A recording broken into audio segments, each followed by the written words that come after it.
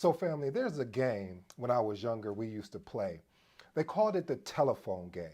And see, in the telephone game, normally how the best way to play this game, you would have 5 to 7 players. And what would happen is that someone would tell one person's a message, the next person would tell the person that just communicated that message to the next person, and so on and so on. And by the time it got down to the last person, the message or what was being communicated was not what was actually said in the original sentence. Are you following what I'm saying? Because I'm really saying something really heavy here, family. See, when we look at this thing, this is not sexy what we're about to talk about next, which is conflict. See, today's episode is entitled When a Project Manager Attempts to Reduce the Intensity of the Conflict. Again, when a project manager attempts to reduce the intensity of the conflict. Hey, if you're new to the channel, I go by the name of ED. For all you smart and intelligent folks out there, look, that just simply means Ed. I have a 7-point framework, and those 7 points, what I plan to do is arrest your attention with these quick 7 points. So let's get to work. First point, conflict identification. What does that mean? Project managers have to make sure that they're watching for what? The signs of conflict and being able to recognize even the subtle, I call them passive aggressive type of approaches. What does that look like, ED? Well, I'll give you an example. You send one of your stakeholders a email, and all of a sudden the tone in the email continues to adjust as you guys go back and forth, and they don't want to get on a call. They would rather go back and forth via email because they know that really is not solving anything. All it's doing is taking up your time and their time, but they would rather take up your time. And see, again, this is a subtle sort of passive aggressive because in actuality, they don't really want to do anything, family. I told you this is going to be hard for you to sit through, but I promise you, if you stay to the end, this is worth every bit. If you're trying to be a project manager, if you are a project manager, your head should be going like this, like, man, ED, you nailing this. I know I am. And I'm grateful that you're paying attention and watching. Let's work. Point number 2. Root cause analysis. Always talk about this. See, a lot of times in projects, when we're leading projects, we do a lot of surface level type analysis. What surface level analysis is we sweep it under the rug, or we just discard it, or we put it on our little artifact document, but we don't take action. See, being able to take action and identify, hey, what is going on with this stakeholder and that stakeholder? We need to get in a room, but first let's split them up to find out what is going on. See, that's why I like watching I think it's called Another 48. And what they do is when they find 2 people, let's say for instance, 2 people allegedly committed a crime. And so what they'll do is they'll split them up. And splitting them up, the goal is, number 1, is to be one. Hopefully they're hoping that one would tell on the other. If that doesn't happen, they're hoping that the stories that each one of them are telling will basically be misdirected. What does misdirected? Meaning that what that person was saying is not aligning with the other person was saying. Here's an example. Just to say you and I are walking to the store, and all of a sudden we decide to do something that we shouldn't have no business doing, and then the cops get involved, and then we tell the story, and I'm like, oh, well, we were driving to the store, and then the other person that I'm with, he says or she says, oh no, we were walking to the store. Oh, so you guys' stories are not adding up.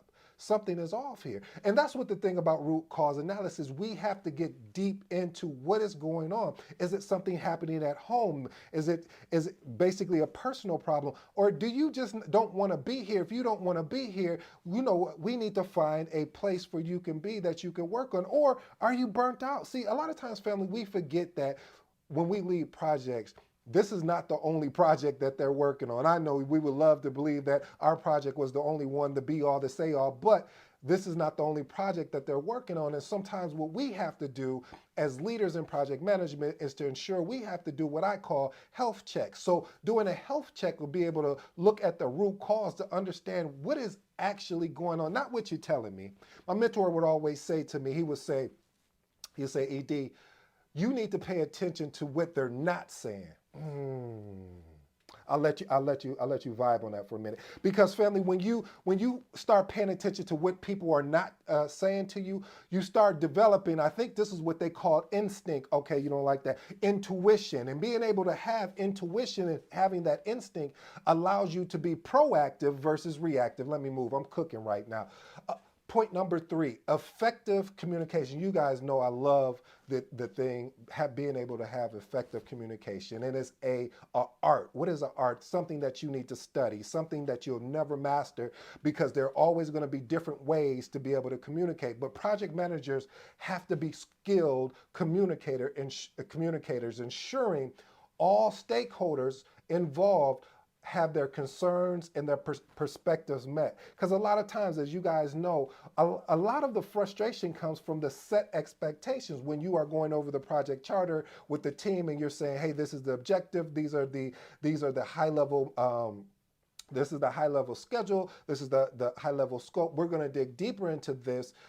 However, I wanted to give you guys a high level overview, and that now we're going to start planning this actual project out. And a lot of times what will happen is that we don't involve all the stakeholders. We don't involve John over in procurement because we're like, we don't need him.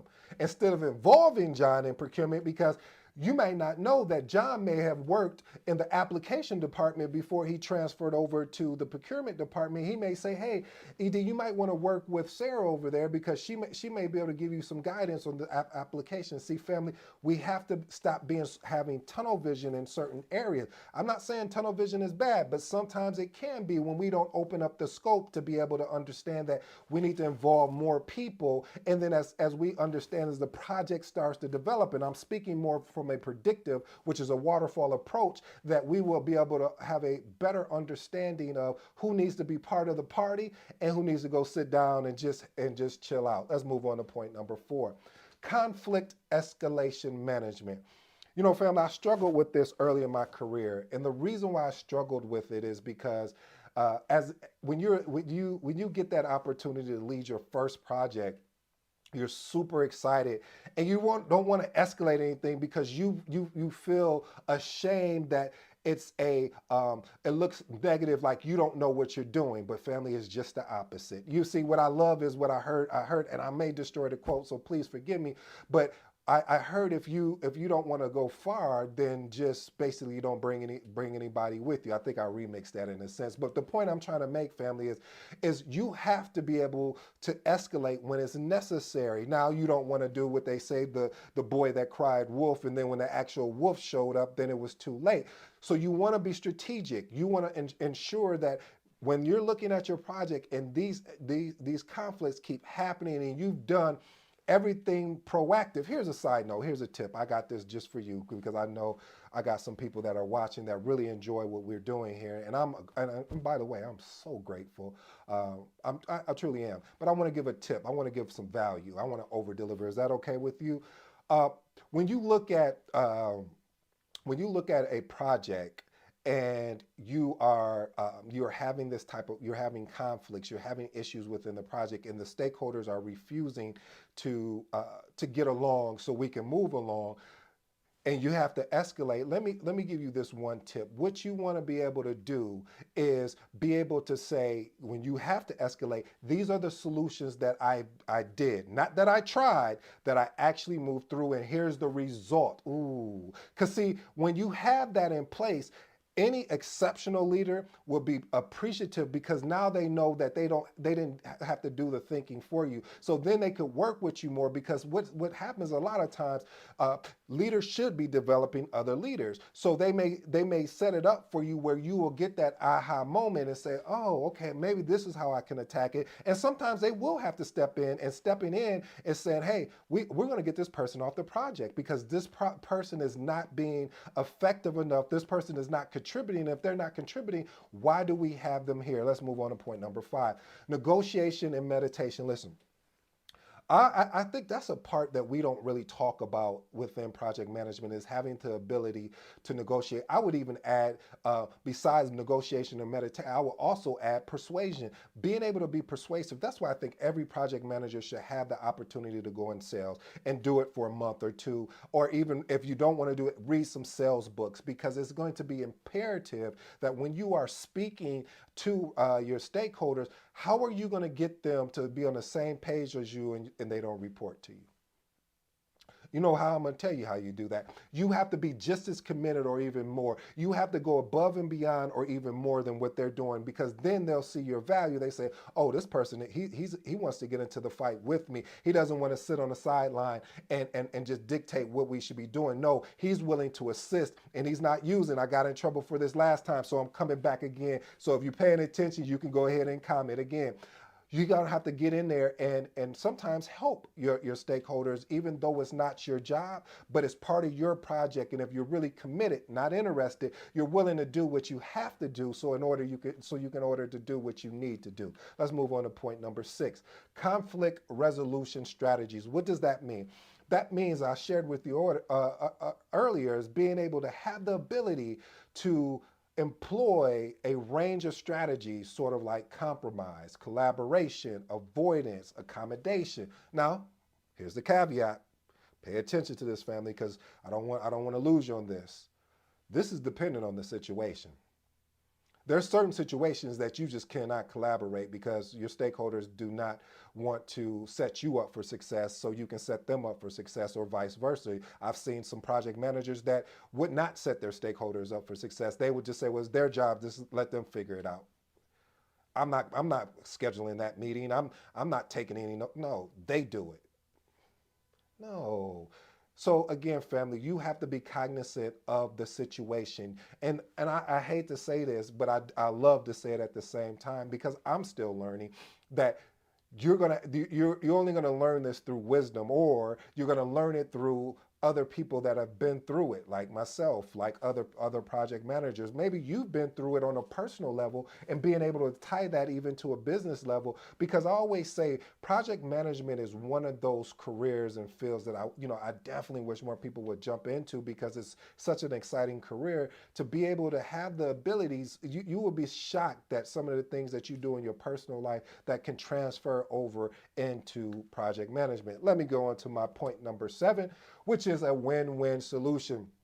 Hey, listen, I always believe in empowering my team, meaning my stakeholders, ensuring that they have the benefit to ensure that we're all saying the same thing. Like, breaking up the silos. And when you're in an organization, sometimes people can go back to their bad habits because it's comfortable. So as a leader within project management, you got to make them uncomfortable, saying, hey, no, you're not going to go on the side and have that silo meeting when this other team needs to be involved. We're going to do this collectively, collaboratively, to ensure that it's a win-win solution. That way we can problem solve. So if you come up with a proposed solution, we don't got to wait 2 or 3 days. We can solve it in real time. And that's why I love being able to collaborate. But before I go, family, I got one last thing.